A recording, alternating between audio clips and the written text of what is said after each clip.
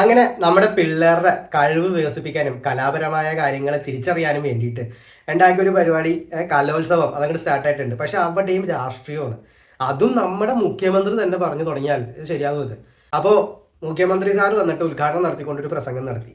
അതിനുശേഷം വിദ്യാഭ്യാസ മന്ത്രി ശിവൻകുട്ടി സാറ് വന്നിട്ടും വീണ്ടും അടുത്തൊരു പ്രസംഗം നടത്തി. രണ്ടിലും ഉള്ളത് രാഷ്ട്രീയം. ഇതെല്ലാം കേട്ട് വന്ന് മൂന്നാമൻ ബുദ്ധിപരമായിട്ട് കളിച്ചു. സാധാരണ ഈ മൂന്നാമൻ വന്നിട്ട് വായി തോന്നുന്നതൊക്കെ പറയാറ്, മറ്റേ മോനെ മറിച്ച മോനെ ഇങ്ങനെയൊക്കെ കുറെ കാര്യം, അല്ലെങ്കിൽ സിനിമ സ്റ്റൈലാണ് ജീവിതം മൊത്തം. രാഷ്ട്രീയത്തിൽ മൊത്തം സിനിമയായിട്ട് തന്നെ മുന്നോട്ട് പോയിക്കൊണ്ടിരുന്നത്.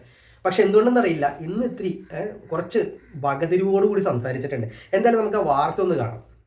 കലോത്സവത്തിന്റെ ഉദ്ഘാടന വേദിയിലും രാഷ്ട്രീയ വിവാദം. മനുഷ്യനെ തമ്മിലടിപ്പിക്കുന്ന എല്ലാ ഛിദ്രാശയങ്ങളെയും തള്ളിക്കളയാനും എല്ലാവരെയും ഒന്നിപ്പിക്കുന്ന കല ഉയർത്തിപ്പിടിക്കാനും കഴിയണമെന്ന് മുഖ്യമന്ത്രി പിണറായി വിജയൻ പറഞ്ഞു. അന്തസ് കുറഞ്ഞ രാഷ്ട്രീയ ആരോപണങ്ങൾക്ക് മറുപടി പറയാൻ കുട്ടികളുടെ വേദി ഉപയോഗിക്കുന്നില്ല എന്ന് കേന്ദ്രമന്ത്രി സുരേഷ് ഗോപി തിരിച്ചടിച്ചു. അങ്ങനെ സുരേഷ് ഗോപി കേന്ദ്രമന്ത്രി മുഖ്യമന്ത്രിക്കെതിരെ തിരിച്ചടിച്ചു എന്നാണ് വാർത്തയിൽ പറയുന്നത്. പക്ഷെ തിരിച്ചടിച്ചോ അങ്ങനെയുള്ളതൊന്നും കണ്ടിട്ട് തോന്നിയില്ല. കുറച്ച് ബുദ്ധിപരമായിട്ട് പെരുമാറിയിട്ടുണ്ട്. കാരണം ഇത് കുട്ടികളുടെ ഒരു വേദിയാണ്. കുട്ടികളുടെ അവിടെ പോയിട്ട് ഇത്രയും രാഷ്ട്രീയമൊക്കെ പറഞ്ഞു കഴിഞ്ഞാൽ പിള്ളേർക്ക് എന്താ മനസ്സിലാവുക? എന്തായാലും മുഖ്യമന്ത്രിയുടെ പ്രസംഗത്തിലേക്ക് നമുക്കൊന്ന് പോവാം. മറ്റ് മതക്കാരുടെ കൂടി അനുഭൂതികൾ സ്വാംശീകരിക്കാനുള്ള വിശാല മനസ്സാണ് നമ്മെ പരിഷ്കൃതരും സമ്പന്നരുമാക്കുന്നത്. കലയെ മതത്തിൻ്റെ കള്ളിയിൽ ഒതുക്കാൻ ശ്രമിക്കുന്നവർ ഇക്കാലത്തുമുണ്ട്. മുസ്ലിങ്ങൾ ഭരതനാട്യം പഠിക്കരുതെന്നും ഹിന്ദുക്കൾ ഒപ്പനയിൽ പങ്കെടുക്കരുതെന്നും പറഞ്ഞ് കുഴപ്പമുണ്ടാക്കാൻ ശ്രമിക്കുന്നത് നാം കണ്ടതാണ്. നമ്മുടെ രാജ്യത്ത് കുട്ടികളുടെ ക്രിസ്മസ് കരോളുടെ നേരെ പോലും ആക്രമണം നടത്തുന്നത് നാം കണ്ടു. ചിലയിടങ്ങളിൽ ക്രിസ്മസിൻ്റെ അവധി എടുത്തു കളഞ്ഞ കാര്യവും നമ്മുടെ ശ്രദ്ധയിലുള്ളതാണ്. എവിടെയും മതത്തിൻ്റെ പേരിൽ കലാപമുണ്ടാക്കാൻ വർഗീയവാദികൾ ശ്രമിക്കും. സിനിമയിലെ കഥാപാത്രങ്ങൾക്ക് പോലും ജാനകിയെന്നും. അപ്പൊ മുഖ്യമന്ത്രി സാറ് പറയുന്നത് മതം വെച്ച് കളിക്കരുത്, അല്ലെങ്കിൽ വർഗീയത പറഞ്ഞ് വോട്ട് പിടിക്കരുത്. അപ്പൊ നമുക്കറിയാം ഈ കേരളത്തിൽ വർഗീയത പറഞ്ഞ് അല്ലെങ്കിൽ മതത്തിന്റെ പേര് പറഞ്ഞ് വോട്ട് പിടിക്കാത്ത ഒരേ ഒരു പാർട്ടി കമ്മ്യൂണിസ്റ്റ് പാർട്ടിയാണ്. ഇതേവരെ അവർ മതത്തിനെ പറ്റി പറഞ്ഞിട്ടില്ല, അല്ലെങ്കിൽ അവരൊരിക്കലും മതം വെച്ചിട്ട് വോട്ട് പിടിച്ചിട്ടില്ല. നമുക്ക് നന്നായിട്ട് അറിയാം. അതുപോലെ മുഖ്യമന്ത്രി സാറ് പറയുകയാണ് ക്രിസ്മസിന് പലയിടത്തും അവധി കൊടുത്തിട്ടില്ല, അല്ലെങ്കിൽ അവധി വെട്ടിച്ചുരുക്കി. ഇത്തരം കാര്യങ്ങൾ ഒരു മുഖ്യമന്ത്രി എന്നുള്ള നിലയ്ക്ക് ശ്രദ്ധയിൽപ്പെട്ടിട്ടുണ്ടെങ്കിൽ, അത് ശ്രദ്ധയിൽപ്പെട്ടെന്ന് പറയുന്നത്, അപ്പോൾ ശ്രദ്ധയിൽപ്പെട്ടിട്ടുണ്ടെങ്കിൽ അതിനെതിരെ അപ്പം തന്നെ ആക്ഷൻ എടുത്തുകൂടായിരുന്നോ? ഇപ്പോൾ ഒരു സ്കൂൾ, ഒരു പർട്ടിക്കുലർ സ്കൂൾ ഈ പറഞ്ഞ ക്രിസ്മസിന്റെ അവധി വെട്ടിച്ചുരുക്കി. അവർക്കെതിരെ ഇത് ശ്രദ്ധയിൽപ്പെട്ടെങ്കിൽ എന്തുകൊണ്ട് ആക്ഷൻ എടുത്തില്ല? മുഖ്യമന്ത്രിക്ക് അതിനുള്ള പവറൊന്നും ഉണ്ടാവൂലേ? ഉണ്ടാവാതിരിക്കൊന്നുമില്ല അല്ലേ? ഇനി അടുത്തത് വിദ്യാഭ്യാസ മന്ത്രി. പുള്ളി ഇവിടെ വന്നത് തന്നെ കാശിന്റെ കണക്ക് പറയാനാണ്. ഈ കാശിന്റെ കണക്ക് എന്തിനാണ് ഈ കുട്ടികളോട് പറയുന്നത് എന്നുള്ളതാണ് ഒരു മനുഷ്യനും പിടികിട്ടാത്തൊരു കാര്യം. നോക്കാം. കേന്ദ്ര ഫണ്ട് തടഞ്ഞു വെച്ചിട്ടും സംസ്ഥാനം ഒരു കുറവും കുട്ടികൾക്ക് വരുത്തിയിട്ടില്ലെന്ന് വിദ്യാഭ്യാസ മന്ത്രി വി ശിവൻകുട്ടിയും പറഞ്ഞു. കേരളത്തിലെ സാധാരണക്കാരായ കുട്ടികൾക്ക് അർഹതയുള്ള 1065 കോടി രൂപ കേന്ദ്ര സർക്കാർ തടഞ്ഞു വെച്ചിരിക്കുകയാണ്. അത് ലഭിച്ചില്ലെങ്കിലും നമ്മുടെ കുട്ടികൾക്ക് ഒരു കുറവും വരാതെ നോക്കുവാൻ ഈ സർക്കാർ. അപ്പൊ പുള്ളി വന്നിട്ട് പറയുന്നത് കേന്ദ്രത്തിനെതിരെയുള്ള കുറച്ച് ഡയലോഗുകളാണ്. അതായത് കേന്ദ്രം അങ്ങനെ ചെയ്തു, ഇങ്ങനെ ചെയ്തു, കാശ് തടഞ്ഞു വെച്ചു, ചതിച്ചു, കുട്ടികൾക്ക് വേണ്ടിയിട്ടാണ് ഞങ്ങൾ ഇത്രയും കഷ്ടപ്പെട്ടുകൊണ്ട് ജീവിക്കുന്നത്, അല്ലാതെ രാഷ്ട്രീയത്തിന് വേണ്ടിയിട്ടല്ല ഈ സ്ഥാനമെല്ലാം ഇങ്ങനെ കാത്തു സൂക്ഷിക്കുന്നത്. കുട്ടികൾക്ക് വേണ്ടി മാത്രമുള്ളൊരു ജീവിതം, ഒഴിഞ്ഞു വെച്ചൊരു ജീവിതമാണ് വിദ്യാഭ്യാസ മന്ത്രിയായിട്ട്. പക്ഷെ അതൊന്നും കേന്ദ്രത്തിൻ്റെ അടുത്ത് പറഞ്ഞാൽ അവർക്ക് മനസ്സിലാവും. കാരണം ഇവർ ഇത്രയും കഷ്ടപ്പെട്ട് ജീവിക്കുന്ന ഒരാൾക്കാർ. ഇതിനകത്തുള്ള കോമഡി എന്താണെന്നറിയോ? ഇതിന് ശേഷം വന്ന ആളാണ് സുരേഷ് ഗോപി. ഈ സുരേഷ് ഗോപിൻ്റെ വേദിയിലേക്ക് അല്ലെങ്കിൽ ഈ പരിപാടിയിലേക്ക് വിളിച്ചത് ശിവൻകുട്ടി.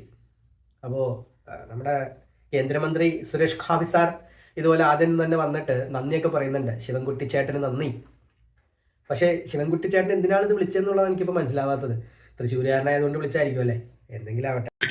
മറ്റ് രാഷ്ട്രീയപരമായ പരാമർശങ്ങൾക്ക് ഇതിന്റെ ഒരു ഗരിമ, ഇതിന്റെ ഒരു അന്തസ് നിലനിർത്തുന്നതിന് വേണ്ടി മറുപടി പറയാൻ വേണ്ടി ഞാൻ ഇവിടെ മുതിരുന്നില്ല. പക്ഷെ അതിനൊക്കെ വ്യക്തമായ ജനങ്ങൾക്ക് അറിയുന്ന മറുപടിയുണ്ട്. ജനങ്ങൾക്ക് ഇതിന്റെ എല്ലാം പിന്നിൽ കാര്യങ്ങൾ വ്യക്തമായിട്ട് അറിയാം. അത് കൂടുതൽ രമ്യതയിൽ തന്നെ പോകണമെന്നാണ്. പക്ഷേ സത്യം ജനങ്ങളെ അറിയിച്ചുകൊണ്ടുള്ള രമ്യതയിൽ പോകണം. ഈ വേദിയുടെയും ഇത് കുഞ്ഞുങ്ങളുടെ മാത്രം അവകാശമാണ്. അതിൽ മറ്റൊരു വിഷയങ്ങളെ സംബന്ധിച്ചും മറുപടിയോ അല്ലെങ്കിൽ പ്രതിപാദിക്കാനോ ഞാൻ തയ്യാറല്ല എന്നും അറിയിച്ചുകൊണ്ട് ഒരുപാട് സന്തോഷം ശിവൻകുട്ടി ചേട്ടൻ എന്നെ ഈ ചടങ്ങിന് വിളിച്ചതിനും ബഹുമാനപ്പെട്ട മുഖ്യമന്ത്രി സത്യത്തിൽ ഇതിന്റെ തുടക്ക സമയം എന്ന് പറയുന്നത് പുനഃക്രമീകരിച്ചതിനും പ്രത്യേകം നന്ദി അറിയുന്നു. എനിക്ക് ഡിഫൻസ് മിനിസ്റ്ററിയുടെ ഒരു പരിപാടിയിൽ പങ്കെടുത്ത് മാത്രമേ കൊച്ചിയിൽ നിന്ന് പുറപ്പെടുവാൻ സാധിച്ചു. അതായത് വ്യക്തമായിട്ടുള്ള മറുപടികൾ ജനത്തിനറിയാം, അല്ലെങ്കിൽ ഞങ്ങളുടെ പാർട്ടിയിലെ കൊച്ചുകുട്ടികൾ അതിനുള്ള മറുപടി കൊടുക്കും, അല്ലെങ്കിൽ മുതിർന്ന നേതാക്കൾ കണക്ക് വെച്ച് കൊടുക്കും എന്നൊക്കെയാണ് പറയുന്നത്. പക്ഷെ നട്ടവടിയാതൊന്നും തോന്നണില്ല. എന്തായാലും ആദ്യമായിട്ട് കാലങ്ങൾക്ക് ശേഷം കേന്ദ്രമന്ത്രി സാറ് കുറച്ച് വിവേകത്തോടു കൂടി പെരുമാറി. ബാക്കി രണ്ടുപേരും ആരൊക്കെ എഴുതി കൊടുത്ത കാര്യങ്ങൾ വായിച്ചപ്പോൾ ഇങ്ങേര് വന്നിട്ട് അതൊക്കെ പേപ്പറൊക്കെ ചുരുട്ടി അങ്ങ് മാറ്റി വെച്ചു. കാരണം ഈ വേദിയിൽ വന്നിട്ട് ഈ കഥ പറഞ്ഞിട്ട് കാര്യമില്ല. എന്തായാലും വൃത്തിയായിട്ട് സംസാരിച്ചിട്ടുണ്ട്. അപ്പോൾ കഴിഞ്ഞ ദിവസം ഇങ്ങേര് തന്നെ വന്നിട്ട് വളരെ മോശമായിട്ട് എടാ മറ്റേ മോനെ എന്നൊക്കെ വിളിച്ചിട്ട് കുറച്ച് കഥ പറഞ്ഞായിരുന്നു. അന്ന് നമ്മൾ വിചാരിച്ചു ഇതിനെതിരെ പ്രതികരിക്കണ്ടേ, ഇങ്ങേര് എന്തായി കാണിക്കുന്നത്. അപ്പം ഞാൻ വിചാരിച്ചു ഇയാൾ ഇത്രയും വൃത്തിയായിട്ടൊരു മനുഷ്യനല്ലേ, ഈ ഇമ്മാതിരി വർത്താനമൊക്കെ പറയാമോ, അതൊരു പൊതുവേദിയിൽ വന്നിട്ട് എടാ മറ്റേ മോനെ എന്നൊക്കെ വിളിക്കാമോ. അപ്പം ഞാൻ ഏതാണ്ട് ഈ സീക്രട്ട് ഏജന്റ് ഇതുപോലെ ഇങ്ങനെ പ്രതികരിച്ചായിരുന്നു. അതായത് ഞാൻ കാണിച്ചു തരാം ആ രീതിയിൽ പ്രതികരിക്കണം എന്നാണ് ഞാൻ വിചാരിച്ചത്. പക്ഷേ അത് കഴിഞ്ഞപ്പോൾ എനിക്ക് തന്നെ തോന്നി, ഇപ്പോൾ ഈ വീഡിയോസൊക്കെ കാണുമ്പോൾ എനിക്ക് തോന്നി അങ്ങനെ പ്രതികരിക്കേണ്ട കാര്യമുണ്ടോ. ഇതന്നെയാണ് തൻ്റെ നേതാവ് നരേന്ദ്രമോദിൻ്റെ വിഷയം. ആരെങ്കിലും എന്തെങ്കിലും ചോദിച്ചു കഴിഞ്ഞാൽ ഉത്തരവില്ല. മറ്റേ മോൻ അപരാധി മക്കൾ എന്നാണ് പറഞ്ഞത്.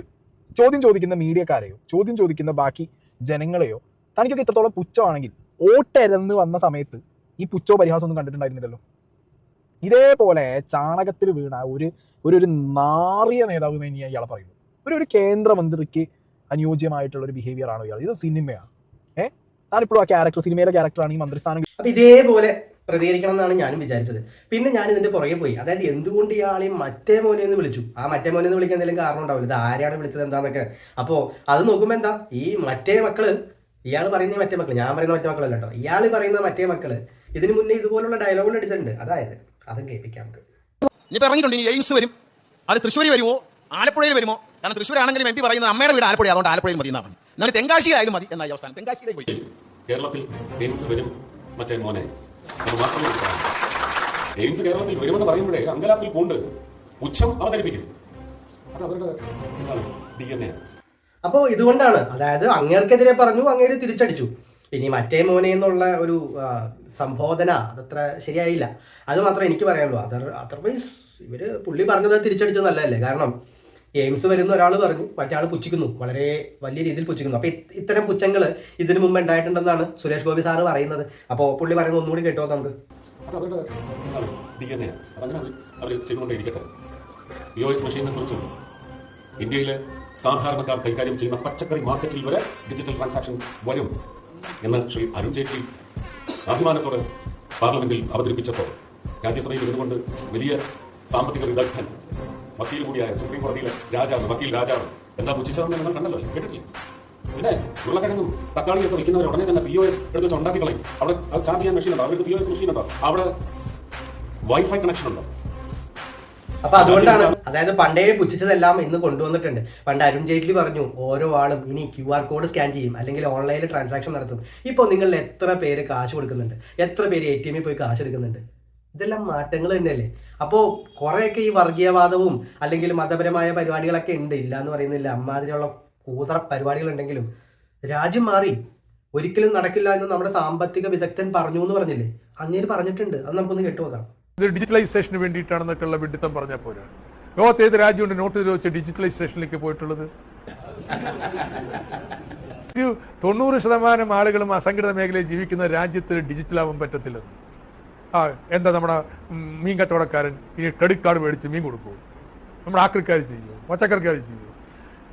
ഇതൊക്കെ ഒരു വാചകമടിയാണ്, വേറൊന്നും. അപ്പൊ ഇതെല്ലാം വാചകമടിയാണെന്ന് അന്ന് അങ്ങേര് പറഞ്ഞു. കാരണം അങ്ങേർക്ക് അതിനുള്ള വിഷൻ ഉണ്ടായിരുന്നില്ല, അതിനുള്ള ബുദ്ധി ഉണ്ടായിരുന്നില്ല. സംഭവം ഭയങ്കര സാമ്പത്തിക വിദഗ്ധരും ശാസ്ത്രജ്ഞനും ഒക്കെ ആയിരുന്നു, പക്ഷെ അങ്ങേർക്ക് അതിനുള്ള കഴിവുണ്ടായിരുന്നില്ല.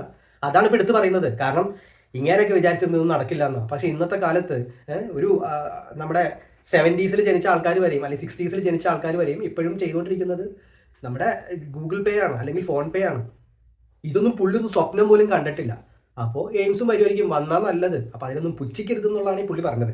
ഇതിപ്പോൾ മൊത്തത്തിൽ നമ്മുടെ സുരേഷ് ഗോപി സാറിനെ വെളുപ്പിക്കുന്ന ഒരു പരിപാടിയായി പോയി.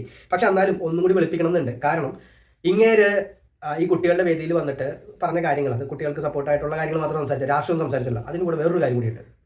കലാപരമായ പ്രോത്സാഹനത്തിന് വേണ്ടി എന്തൊക്കെ ലഭ്യതകൾ വർദ്ധിപ്പിക്കണമോ അതിന് നൽകാൻ സാധിക്കുമെങ്കിൽ ഞാൻ ആഗ്രഹിക്കുന്നത് ഇവിടുത്തെ റൈസ് മാർക്കറ്റിലെയും വെജിറ്റബിൾ മാർക്കറ്റിലെയും എല്ലാവരും അതിനകത്ത് പങ്കാളികളാവണം. ഞാൻ അതിന് ഇന്ന് തുടക്കം കുറിച്ച് വെക്കുകയാണ്. 2 ടൺ, അത് പോരാ എന്ന് പറഞ്ഞാൽ 3 ടൺ അരി, പാലക്കാടൻ മട്ട, പാലക്കാട് നിന്ന് ഇപ്പോൾ ലോഡ് കയറും.